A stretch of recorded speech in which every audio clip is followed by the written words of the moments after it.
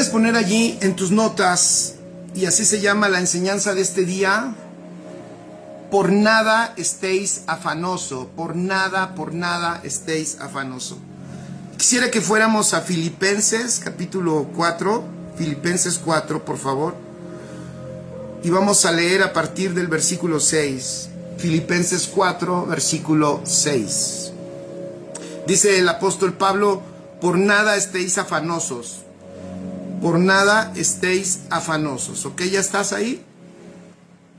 Por nada estéis afanosos, sino sean conocidas vuestras peticiones delante de Dios en toda oración y ruego con acción de gracias. Y la paz de Dios, que sobrepasa todo entendimiento, guardará vuestros corazones y vuestros pensamientos en Cristo Jesús. Por lo demás, hermanos, todo lo que es verdadero, todo lo honesto, todo lo justo, todo lo puro, todo lo amable, todo lo que es de buen nombre, si hay virtud alguna, si algo digno de alabanza, en esto pensad. Amén. Entonces, hoy quiero compartirles una palabra que... Una parte de esto enseñé en alguno de los lugares donde estuve estos fines de semana. Y una de las cosas que me llamó la atención, porque hice un comentario sobre Filipenses capítulo 2, y sobre todo lo que me dejó pensando fue que en la carta a los Filipenses, estoy haciendo la introducción, ¿vale? En la carta a los Filipenses vamos a encontrar un detalle que no encontramos en otras cartas. Les voy a decir cuál. Casi por lo regular en las otras cartas, el apóstol Pablo corrige algo en las iglesias, o en algunas corrige muchas cosas, como en las cartas a los Corintios. En algunas otras prácticamente no corrige nada, o corrige asuntos teológicos, o corrige asuntos doctrinales. Pero en esta carta hay o los previene, y trata el apóstol Pablo de incluso ayudarles a que ellos hagan una defensa de su fe. O sea, hay algunas cartas donde al apóstol Pablo le preocupa a los enemigos de afuera. Pero en esta carta de los Filipenses notamos que al apóstol, más que los enemigos de afuera, el apóstol lo que le preocupa son los enemigos que pueden surgir dentro de una iglesia que es entendida.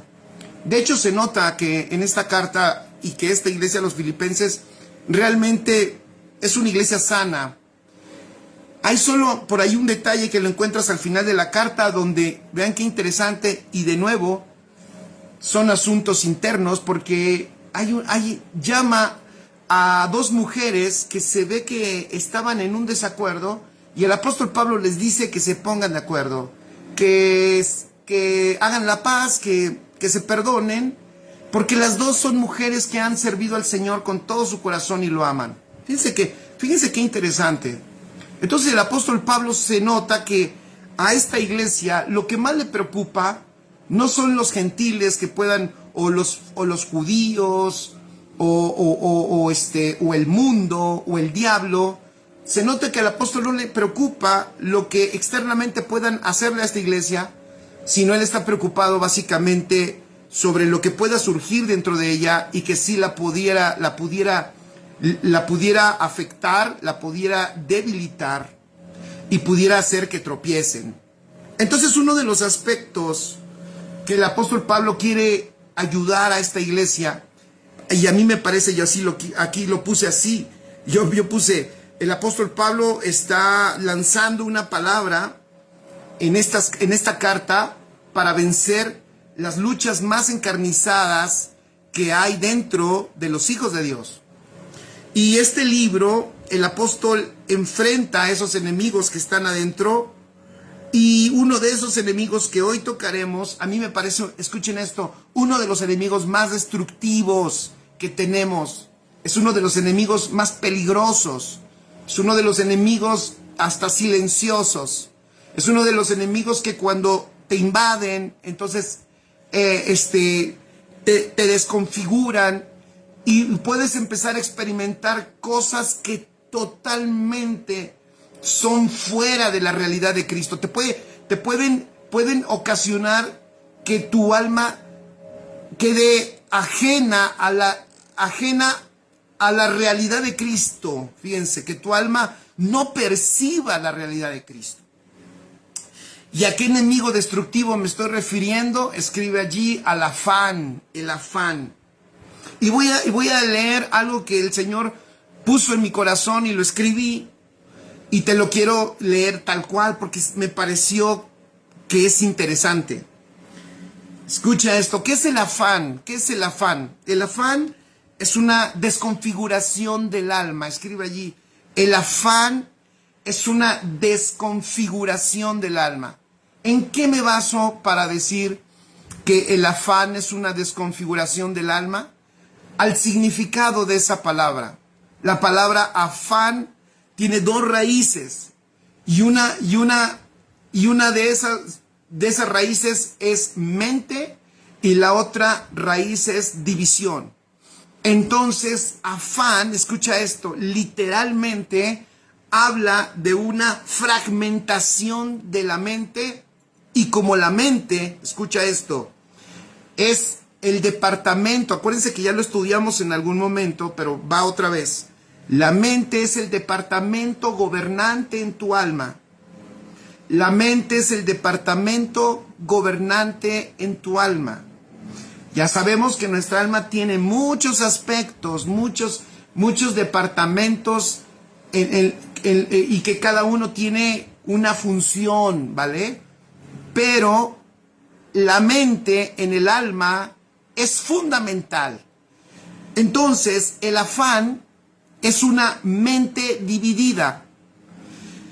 Y en conclusión, ¿qué es lo que nos deja ver esto? Que el afán es una desconfiguración del alma. ¿Resultado de qué? Escribe allí, resultado del pecado.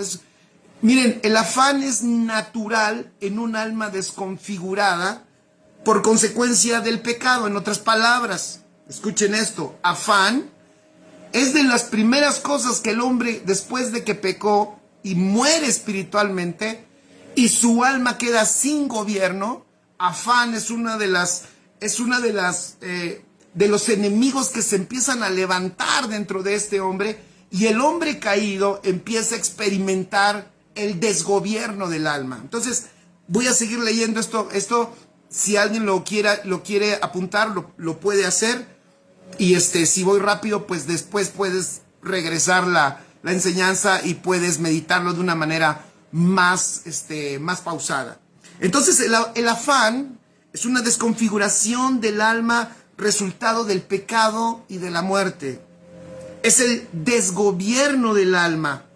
Resultado, escucha esto, es el desgobierno del alma, resultado de información e imaginación fuera de la verdad. Repito, es el desgobierno del alma, resultado de información e imaginación fuera de la verdad.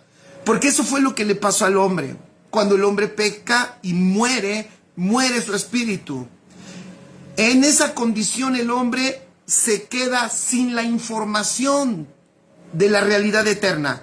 Se queda sin la comunión con su Padre. Se queda sin la común unión con el Padre. Y de esta manera el alma del hombre da como resultado que se empieza a guiar por otra información que ya no es la que viene de su espíritu, porque su espíritu está muerto. Y entonces ahí se empieza a desarrollar algo más, una imaginación, porque el alma tiene una característica. Una de las características del alma es que ella crea nuevas realidades y está diseñada por Dios para eso, porque en el diseño divino Dios puso el alma en el hombre para que materializara la realidad eterna. Amén. Entonces, es una creadora de realidades. Puedes poner allí, el alma es una creadora de realidades. El problema es que si el espíritu de esa persona, de esa alma, está muerto, el alma lo que va a hacer es estar creando realidades falsas mediante la imaginación. Entonces, ¿Qué es el afán también? Repito, lo voy a repetir, es el desgobierno, o sea, ya es un alma que no está gobernada, es el desgobierno del alma resultado de información e imaginación fuera de la verdad. Así que vean qué extraordinario, tú y yo, la condición en la que estamos, y si hay alguien aquí que no conoce al Señor Jesucristo, que no ha recibido al Señor en su vida y en su corazón, hoy puede ser un día, porque por eso lo necesitas y por eso lo necesitamos, porque nuestra alma requiere la verdad, pero no solo la verdad que se nos diga de afuera, sino la verdad que se nos imparte y que ahora nos habita y tenemos adentro, y que nuestra alma requiere de esa información para que regrese al gobierno, para que tome la información. Fíjense, para que tome la información verdadera, la noticia de la verdad. Vean qué extraordinario. Saludos, Sara, bienvenida. Un abrazo hasta Indianápolis. Entonces, vean qué extraordinario la condición en la que ustedes y yo estamos. Saludos, Viole, bienvenida también. Fíjense qué condición tan extraordinaria. Ahora viene Cristo a nosotros. ¿Por qué? ¿Qué es lo que hace Cristo en nosotros? De nuevo viene, ¿para qué? Para traer al orden a nuestra alma, para que nuestra alma de nuevo conozca y tenga esa información de la verdad, ese conocimiento de la verdad que ahora ella pueda materializar, porque para eso fue creada. Ella es una creadora de realidades, ella materializa lo eterno, pero si esa alma, escuchen, si esa alma no tiene la vida de Dios dentro por el Espíritu, entonces esa alma es una alma totalmente imaginativa. Y la imaginación es una de las herramientas, escribe, que toma este enemigo llamado afán. Estamos hablando de el afán, lo silencioso y peligroso que es ese enemigo que hay dentro de muchas personas. Pero lo estamos aquí desenmascarando, lo estamos un poquito dejando exhibido para que tú y yo, familia, amigos, para que tú y yo vivamos sin ese problema, para que tú y yo vivamos disfrutando la realidad de Dios, para que nosotros podamos vivir, creer, caminar en la verdad de Dios, y cualquier otra imaginación o cualquier otra información venga a ser, como dice el apóstol Pablo, vengan a ser cautivos todo pensamiento, escuchen, todo pensamiento contrario a la obediencia a Cristo, vengan a ser cautivos, y esos pensamientos no nos hagan presos a nosotros, sino que Cristo traiga gobierno a nuestra alma y podamos disfrutar paz, escuchen, paz, una vida maravillosa, plena, en paz, disfrutando y venciendo y estando por encima de cualquier circunstancia.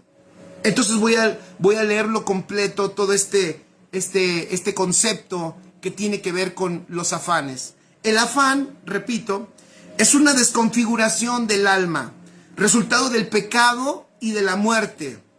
Es el desgobierno del alma, resultado de información e imaginación fuera de la verdad. Es una estrategia, de hecho, que vemos en el huerto, donde Satanás, ¿qué hizo? Fíjense, Satanás, ¿qué hizo en el huerto? Desenfocó a Adán y Eva, a Eva la desenfocó de donde tenía que estar enfocada y la puso a mirar hacia otras direcciones. Recuerda que dije en un principio que literalmente la palabra afán tiene dos raíces. Una de ellas es mente y la otra ella es división. En otras palabras, una persona afanada está enfocada no en un solo punto. Una persona afanada que padece de afán en su interior, una persona que padece de esa desconfiguración del alma, está enfocada en muchas cosas a la vez. Y Y además, no solo el problema de que esté enfocada en muchas cosas a la vez, sino el problema es de que no puede enfocar en lo que es verdadero. Por eso estamos hablando de esto. Miren, a mí me llama la atención porque, escuchen esto, yo sé que alguien pudiera decir, yo no tengo ese problema, yo duermo bien, duermo 10 horas diarias, yo no le debo a nadie, nadie me debe nada, yo tengo paz, todo se lo he dejado a Dios. Está, gracias a Dios por eso.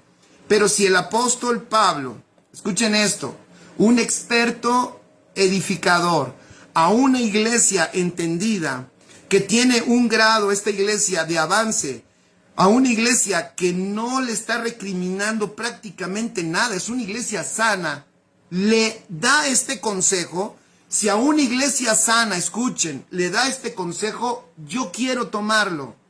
Y yo sé que alguno de ustedes lo necesita también. Y eso es lo que yo quiero recuperar. Yo quiero tomarlo para mi vida. ¿Por qué? Porque muchas veces estamos, vuelvo a decirlo, estamos enfocados en otro tipo, vamos a llamarle así, de adversidades o de enemigos. Pero este enemigo silencioso es muy peligroso, muy peligroso. Hay personas, te voy a decir, hay personas que han vivido su vida relativamente en paz, pero en algún momento de su vida, escuchen, se enfrentan a circunstancias que les roban la paz y que insertan muchísimo afán, y cambió su vida totalmente solo por esa invasión de pensamientos y de realidades falsas que les empiezan a quitar la paz, y no solo la paz, la salud, y no solo la salud mental, sino la salud de su cuerpo, y los puede llevar hasta la muerte. Entonces, yo tengo un deseo profundo en mi corazón, un anhelo grande, y es de que todos nosotros, tú, yo y todos los que escuchen esto, puedan ser librados de ese engaño y de esos pensamientos que son destructivos, y que puedan tener las herramientas para poder vencer ante cualquier circunstancia adversa que se les pueda presentar. Afán. Dice Ofe, ya lo puse ahí en el tomado del diccionario, preocupación por cosas que producen ansiedad. Sí, es una preocupación, pero la palabra literalmente es interesante. ¿Por qué viene esa preocupación? ¿Por qué viene esa preocupación por cosas que producen ansiedad?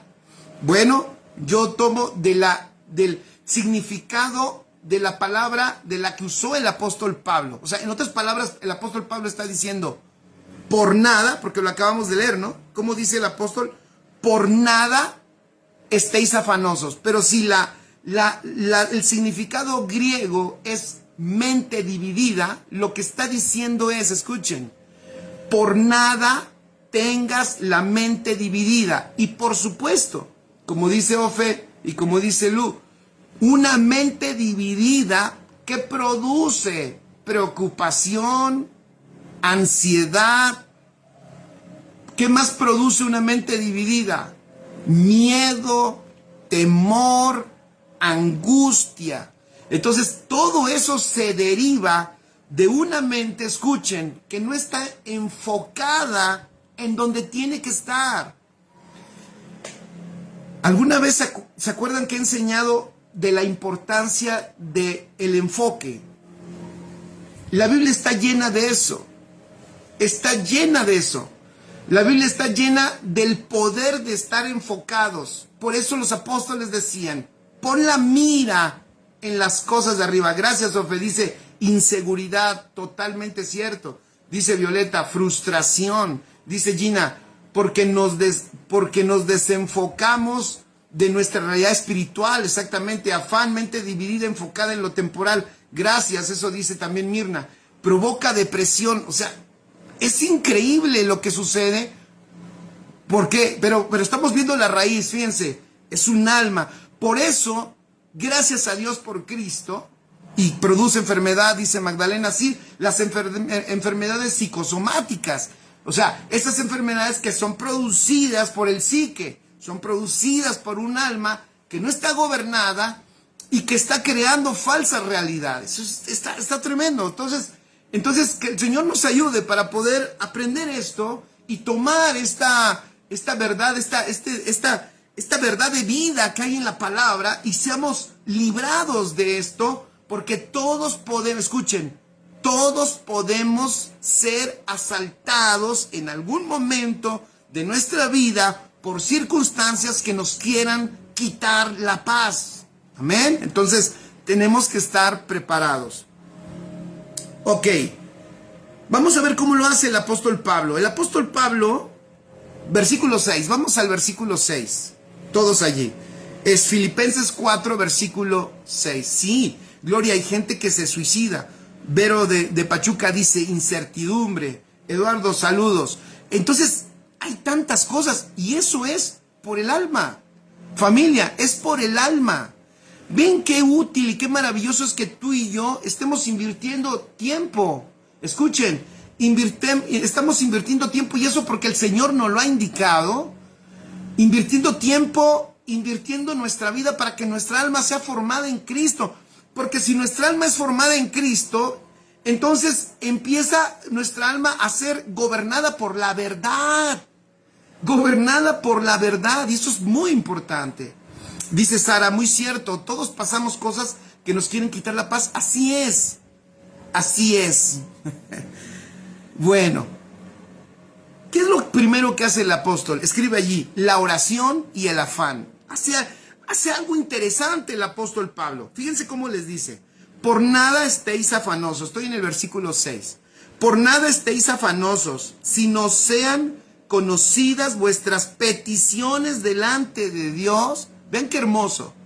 Sean conocidas vuestras peticiones delante de Dios en toda oración y ruego con acción de gracias. Sí, es interesantísimo. El apóstol Pablo, fíjense lo que hace.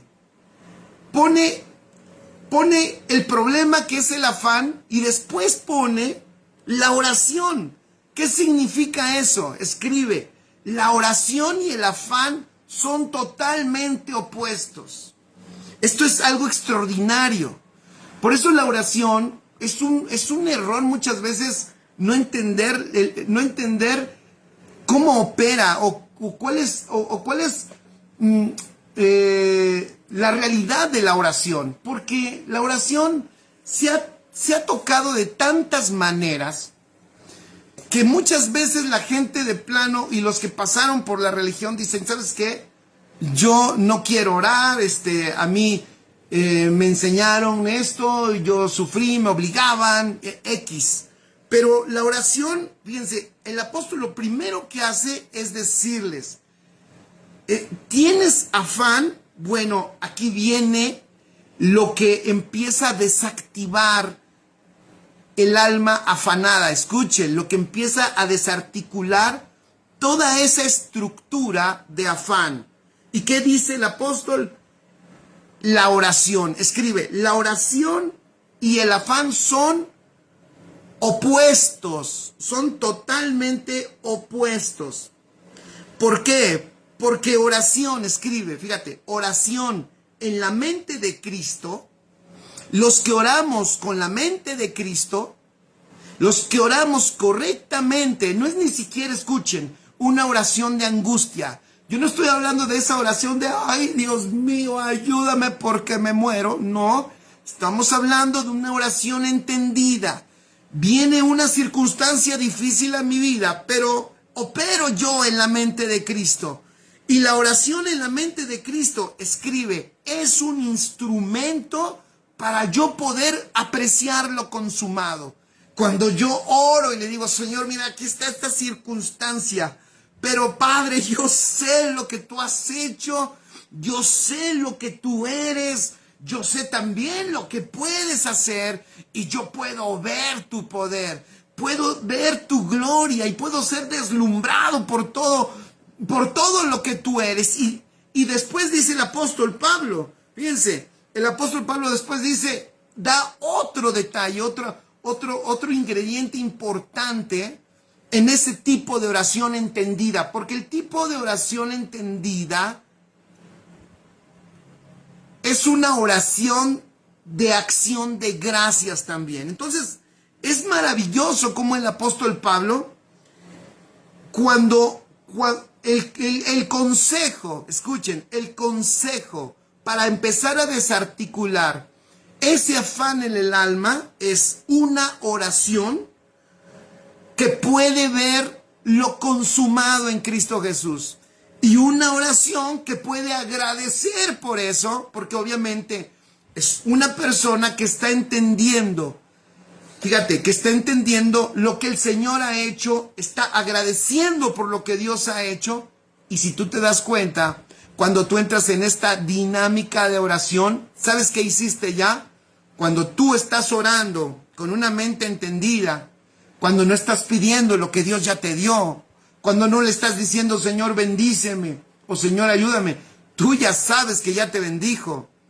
Tú ya sabes que de hecho tu vida está en las manos de Él. Cuando tú entiendes que nadie puede arrebatar tu vida de Dios porque le perteneces, porque te engendró, porque te salvó, porque murió en la cruz por ti, porque pagó todo el precio por tu vida. Cuando tú puedes entender eso y das gracias a Dios por eso, ¿sabes qué es lo que sucede? Inmediatamente se empieza a desarticular todos los argumentos falsos que se estaban creando en tu alma. Entonces, gran consejo, oración, una oración desde la mente de Cristo, porque la mente de Cristo ora desde lo consumado. Oramos no desde la desesperación o desde la angustia, sino oramos desde nuestra realidad en Cristo Jesús. Extraordinario. ¿Cómo lo dice Efesios 6? Busca ahí Efesios 6, versículo 18. Dice así, Efesios 6, 18. Orando en todo tiempo, dice de nuevo el apóstol a los efesios, orando en todo tiempo, con toda oración y súplica en el Espíritu. ¿Ya vieron? Cuando dice en el Espíritu, de nuevo lo que está haciendo el apóstol es algo extraordinario. Nos está dando una clave. Tenemos que superar todos los engaños y las trabas que muchas veces la mente natural nos pone. Entonces el apóstol dice, vayamos y oramos en el Espíritu. En otras palabras, oremos en la realidad de Cristo. Oremos en la realidad de nuestro espíritu. Porque mi espíritu no está enfermo.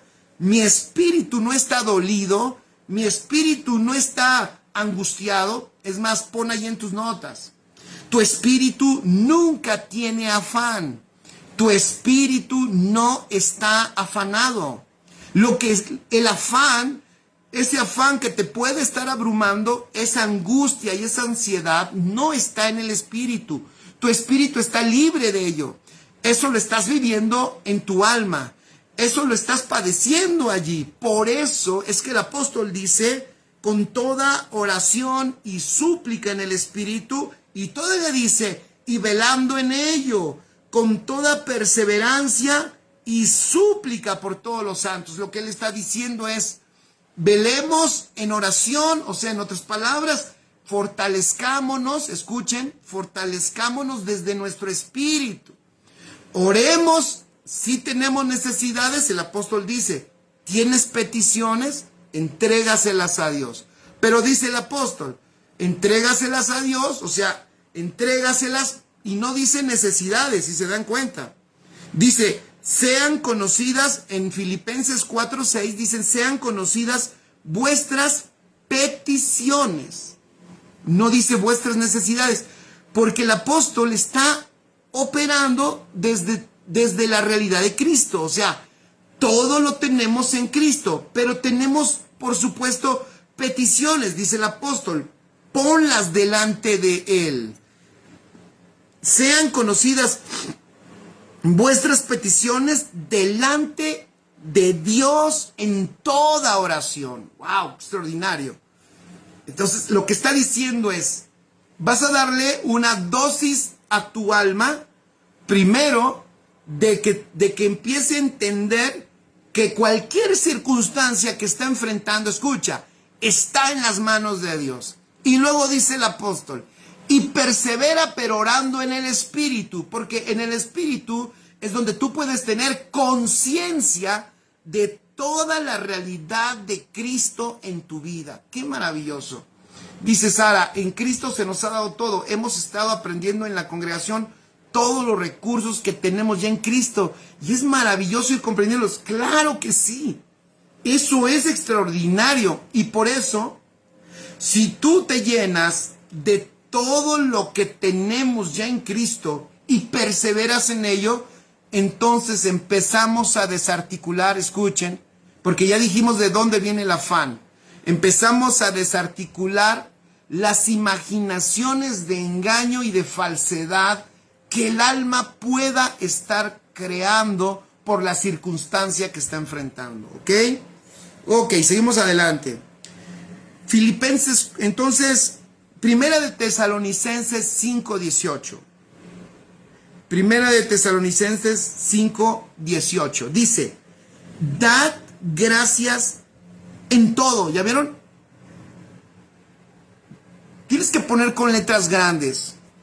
Esto es buenísimo contra el afán. Gratitud. Gratitud es poderosísimo. La gratitud es poderosa, familia. Gratitud. Pero es interesante cómo la mencionan en las cartas apostólicas. Porque no dicen solamente da gracias, sino que ellos ponen otra palabra y ellos mencionan oración con acción de gracias. Acción de gracias. O sea, se entiende entonces que es no solo dar gracias, no solo dar gracias, sino que vivir, escribes, vivir agradecido. Vivir agradecido.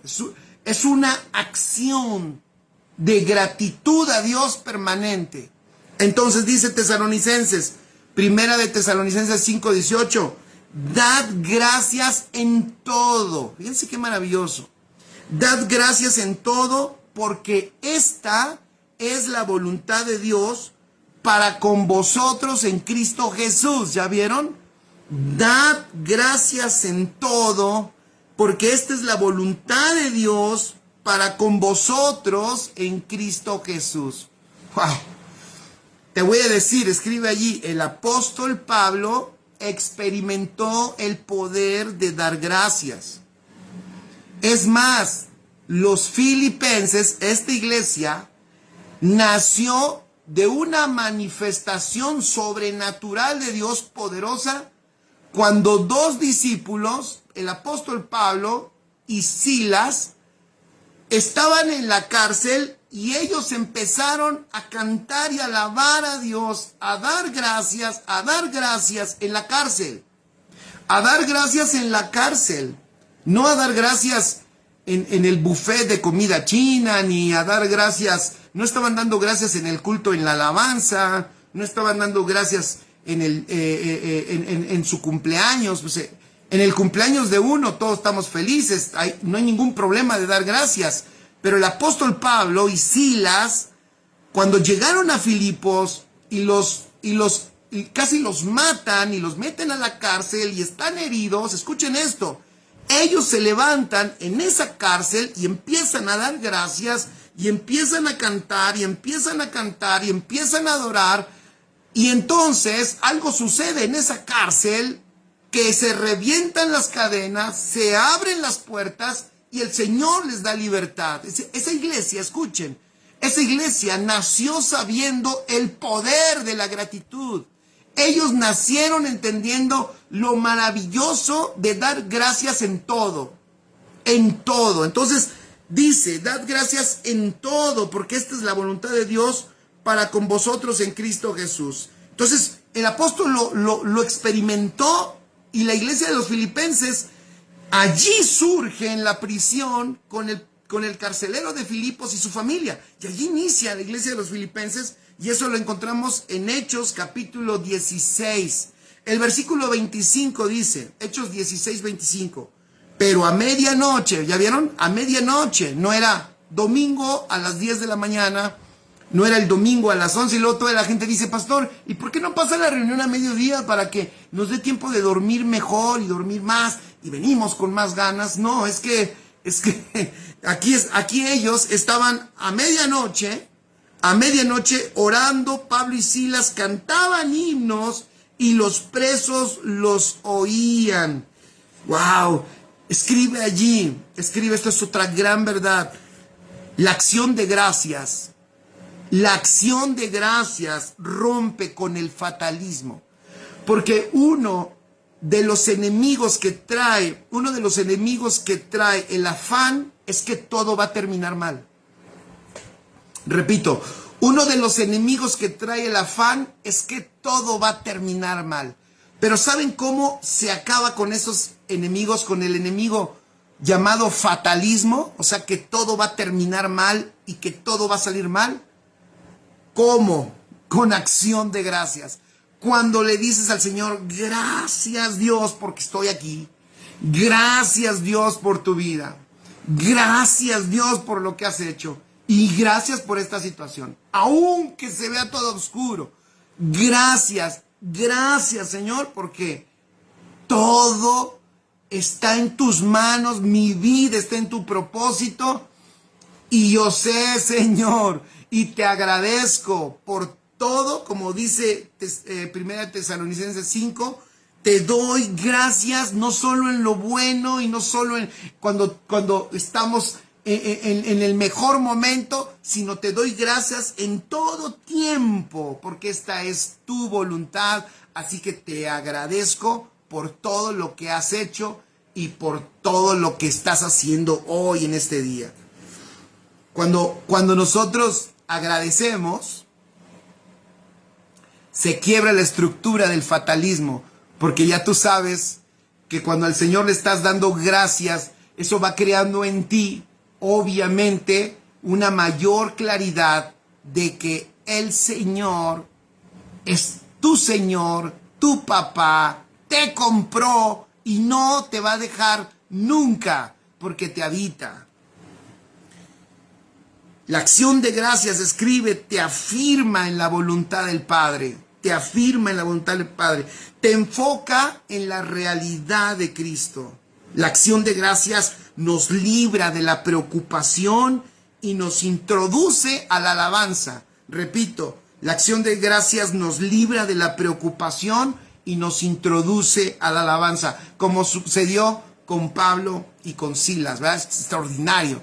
Entonces ellos están adorando, cantando, están orando, dan gracias, después dicen, vamos a adorarle. Oye, pero te duele la espalda. Pues sí, aunque sea nada más muevo la mano esta, porque es la que es la buena, es la única que puedo mover, pero alabo al Señor. Y el Señor, y ustedes ya saben lo que sucedió, hace una obra extraordinaria de libertad allí, pero no me refiero solamente a la cárcel, la obra que empezó allí por el carcelero y su familia que se convirtieron, y allí inicia la iglesia de los filipenses. Así es, la gratitud, gracias Mirna, nos da seguridad y confianza. Amén. Así es. Entonces, la acción de gracias, dije, nos libra de la preocupación y nos introduce a la alabanza. La paz, entonces, escribe, la paz empieza a... La paz, bueno, voy a decir varias cosas de la paz. Primero, número uno, la paz verdadera no es producida por nosotros. Y no es que mi oración produzca paz o la acción de gracias produzca paz, sino que mi oración entendida y la acción de gracias que yo estoy manifestando me deja ver la enorme paz que yo puedo tener en Cristo Jesús. Por eso dice Colosenses 3, versículo 15. Colosenses 3, 15. Y la paz de Dios, ¿ya vieron? Y la paz de Dios, porque es de Dios. La paz de la que estamos hablando, escuchen, es del Señor. Y la paz de Dios gobierne en vuestros corazones. ¿Ya ven?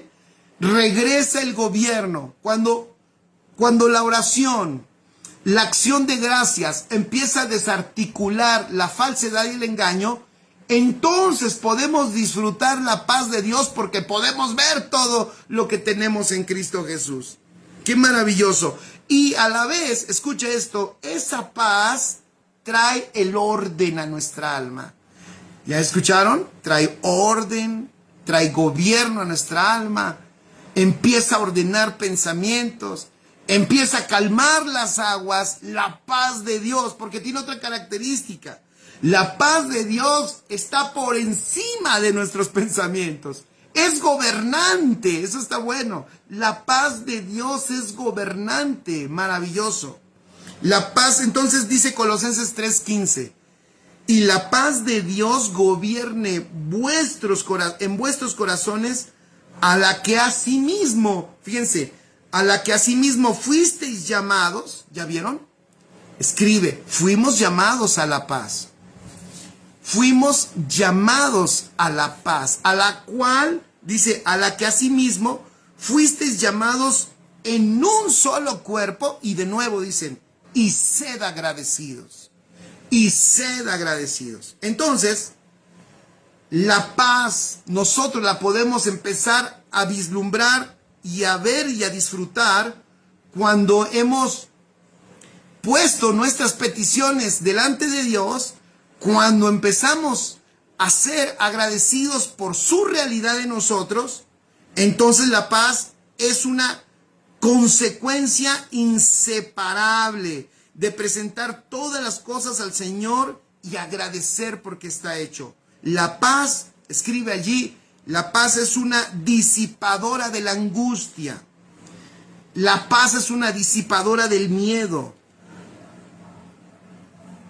Amén. La paz trae orden y gobierno a tu alma.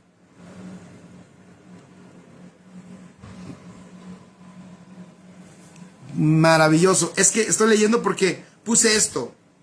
Fíjense, puse esto. Lo voy a decir. La paz es disipadora de la angustia, porque la oración y la acción de gracias depositan tu alma en Dios. Fíjense lo que estoy diciendo, ¿eh? Depositan tu alma en Dios. Alguien puede decir, pero yo estoy en Dios. Sí, pero a veces el alma no está ubicada en Él. A veces el alma está en otras. Y de hecho el afán, eso es lo que hace. Dispara el alma hacia todas direcciones. O sea, hace que el alma se desconfigure. Pero esta paz que hace, deposita tu alma en Dios. Eso está extraordinario. Maravilloso. Saludos, Pastora Marley. ¿Cómo está? Un abrazo enorme. Gracias.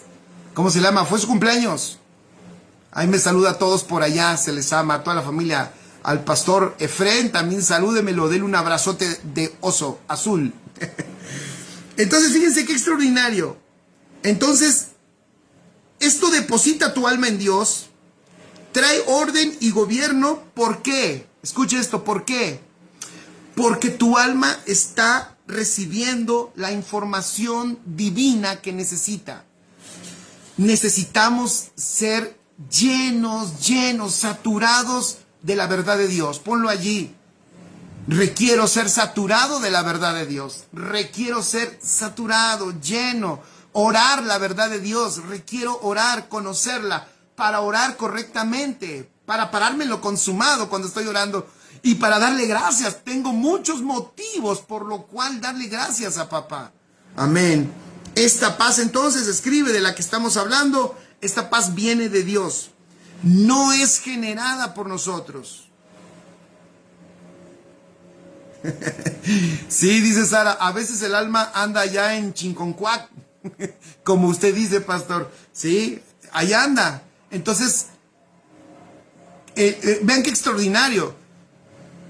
El gobierno, o sea, es un asunto de gobierno entonces el afán. El afán es un asunto de gobierno. O sea, está desgobernada el alma. Pero gracias a Dios por Cristo, chicos. Gracias a Dios por su Espíritu Santo en nosotros. Y gracias a Dios por la palabra a la que estamos expuestos frecuentemente, porque esa palabra trae paz, amén. Esa palabra trae paz porque le da la información de la vida de Dios, de la realidad de Dios a nuestra alma. ¡Qué maravilloso! Entonces esta paz, escriban, no viene de Dios, no es generada por nosotros, no es una paz que depende de circunstancias. Repito, esta paz viene de Dios, no es generada por nosotros, no es una paz que depende de circunstancias, sino es una realidad, escuchen, es una realidad que Jesús nos dejó y nos dio. Repito, la paz es una realidad que Jesús nos dejó y nos dio. Vamos a leer unos pasajes para que veas de dónde saqué esto que te acabo de decir. Juan 14, apunta allí, Juan 14, versículo 27. Dice, la paz os dejo, no la dejó.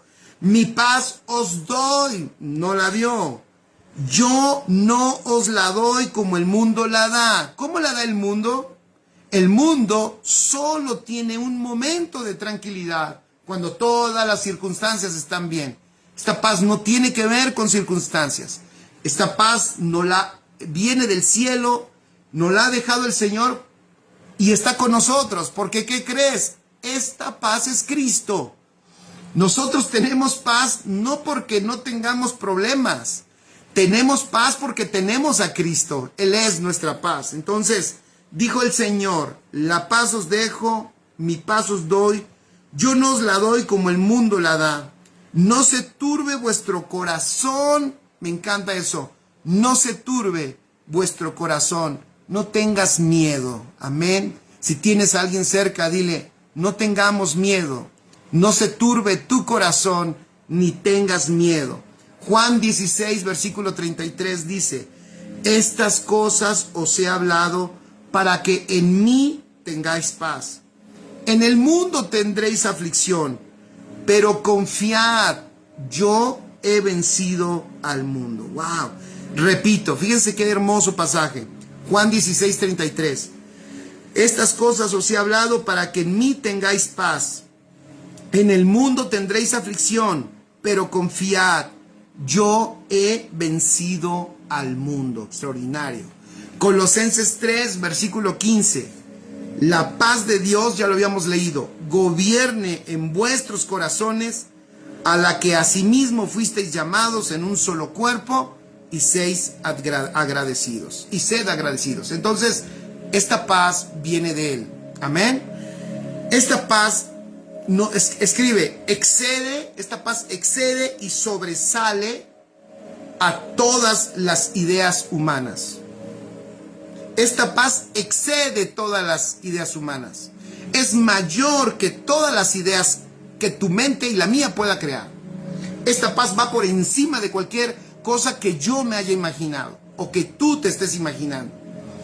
Porque acuérdense, no estamos saliéndonos del tema. Estamos hablando de que el afán es creado por una alma que está desconfigurada y que tiene pensamientos divididos y que está creando realidades falsas. ¿Ok? Pero la paz de Dios, escucha esto, excede todas las imaginaciones y las ideas humanas. Efesios 3:20 dice, y aquel que es poderoso para hacer todas las cosas mucho más abundantemente, fíjense, aquel que es poderoso para hacer todas las cosas mucho más abundantemente de lo que pedimos o entendemos, según el poder que actúa en nosotros. Quiere decir que la paz de Dios es tan preciosa, es tan maravillosa, que la mente humana, con toda su habilidad y con todo su conocimiento, nunca la puede producir. ¿Escucharon esto? La mente humana no la puede producir con toda su capacidad que tiene. No es algo que un hombre o una mujer se pueda ingeniar y pueda tener. De repente ya tiene paz porque su mente la creó. No, es una paz que no es algo que alguien se puede ingeniar, sino es exclusivamente de Dios y Él nos la da a nosotros en Cristo Jesús. Extraordinario. Excede todo pensamiento, está por encima. abruma todo pensamiento. O sea, los pensamientos se quedan pequeños comparados a la paz de Dios en nosotros. Esta paz, escribe, también dice el apóstol, bueno, dice la palabra, nos deja ver que es una fortaleza. Es una fortaleza.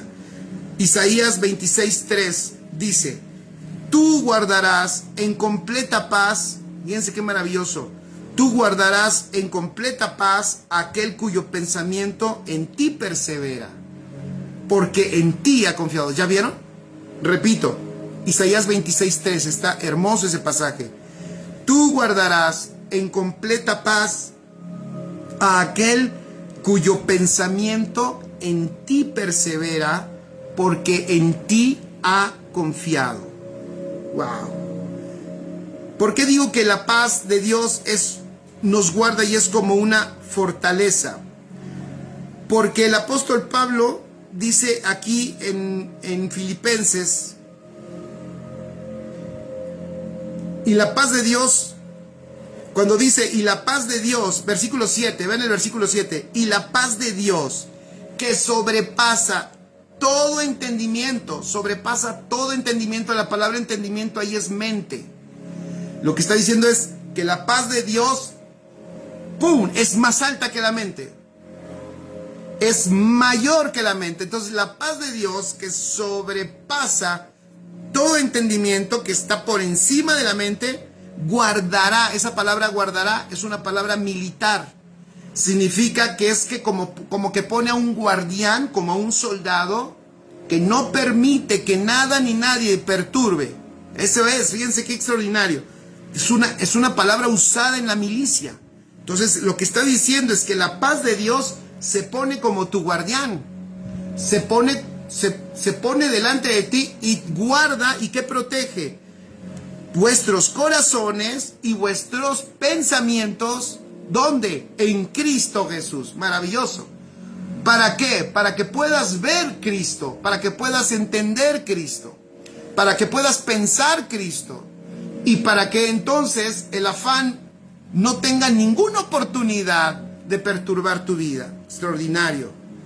Entonces, siempre habrá paz adentro, aunque nos asedien los males externos. Pueden suceder cosas externas, lo que sea, pero en nuestro interior hay paz. Esa paz que solamente el Señor nos puede dar, y esa es la que tenemos en Cristo Jesús.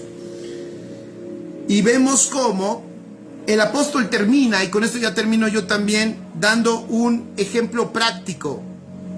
Estamos en el versículo 7. Vamos a Filipenses entonces, capítulo 4, y vamos a terminar.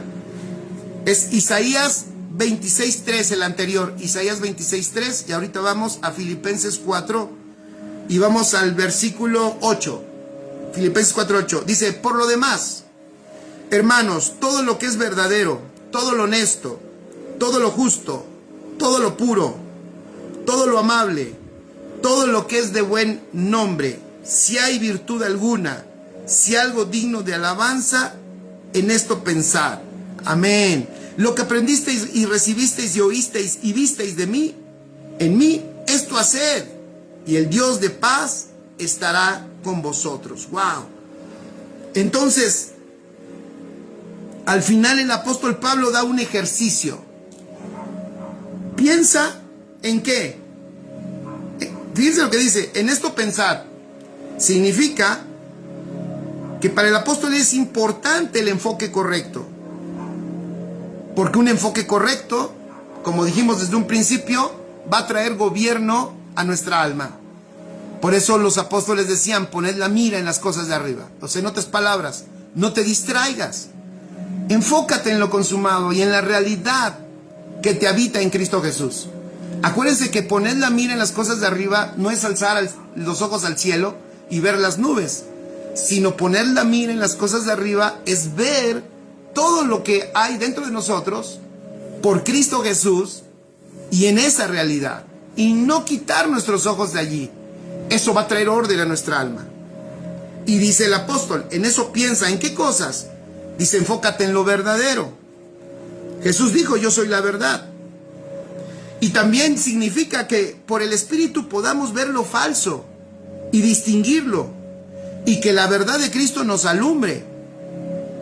¿Cuánto tiempo perdimos en lo falso? Nada más mediten. Entonces ahora el apóstol Pablo dice, ya no pierdas tiempo en lo falso, enfócate en lo verdadero. Dice, enfócate en lo justo, perdón, en lo honesto. ¿Qué es lo honesto? Yo investigué esta palabra y ¿sabes qué significa? Es una palabra difícil de traducir. Lo honesto es lo importante, lo que verdaderamente es importante. De nuevo, dije, qué correcto pensamiento, porque ¿cuánto tiempo perdimos en lo que no es importante? Después dice, enfócate en lo justo. En lo justo. ¿Y qué es lo justo? El Señor, su justicia, y nosotros somos la justicia de Dios en Él. O sea, qué maravilloso es que tú y yo podamos pensar y meditar en nuestra realidad que tenemos ahora en Cristo, y que esa realidad sea la que nos gobierne, y que de esa realidad surja nuestra identidad. ¿Quiénes somos en Cristo Jesús? ¿Quién eres en Cristo Jesús? Eso es maravilloso. Enfocarte en lo amable. Lo amable significa que tú no provoques, fíjense lo que puse, que tú no provoques miedo ni enojo, sino que te des cuenta que dentro de ti está Cristo, y que es necesario que permitamos que esas virtudes de Cristo, ¿se acuerdan cuando hace tiempo estuvimos disfrutando todas las virtudes de Cristo que están en nosotros, y que nosotros en la madurez vamos dejando salir todas esas virtudes? En otras palabras, que nuestro enfoque sea permitir que esas virtudes de Cristo broten de mí, y entonces el mundo pueda amar a Cristo a través de mí. Dice, en lo que es de buen nombre, y si hay virtud alguna. En otras palabras, es disfrutar, escucha esto, es disfrutar la manifestación de la vida de Cristo, porque está diciendo, si ves virtud alguna, enfócate en eso. ¿Virtud alguna en quién? En nosotros, en ti, pero también en los que nos rodean. Qué maravilloso es que podamos reconocer, fíjense, que podamos reconocer las virtudes de Cristo en los que están alrededor de nosotros. Eso es cuestión de enfoque, porque a veces nos enfocamos más en los errores, en los detalles, en la falla. Alguna vez hice un ejercicio y usé una hoja en blanco y puse un puntito negro, ¿no? Y le puse la hoja en blanco a unas personas y les dije, ¿qué ven? Y todos, no, pues un puntito negro. Estaban enfocados en el puntito negro, ¿no? Y yo les decía, ¿por qué no dijimos que es una hoja en blanco? Porque tenemos una tendencia, ¿verdad?, a mirar el defecto. Tenemos una tendencia a ver la falla. Pero aquí dice el Señor a través del apóstol Pablo, a ver, enfócate en las virtudes. ¿Sí? Cuando veas las virtudes de Cristo manifestadas en alguien, celébralo, disfrútalo. Qué maravilloso es eso. Y eso guardará tus pensamientos, tu interior, tu vida, en esa paz extraordinaria de Cristo en nosotros. Dice Mirna, sí, excelente, las virtudes de Cristo, por eso necesitamos que Él sea formado para ser expresado. Y al final, dice el apóstol Pablo, entonces, en esto pensad. ¡Wow! Si se dan cuenta, cuando tú estás pensando en lo correcto, enfocas tu pensamiento en lo correcto, en lo divino, en la realidad de Cristo, entonces el afán no tiene espacio para tu vida. Déjame orar por ti, por mí. Vamos a orar y vamos a pedirle al Señor que esta palabra quede en nuestro corazón, que Él la haga abundar y que la podamos ampliar cada uno, ¿verdad? Porque el Espíritu Santo nos enseña muchas más cosas. Y vamos a decirle al Señor y vamos a pedirle que así haga en nuestra vida y vamos a darle gracias por este tiempo. Amén. Papá, muchas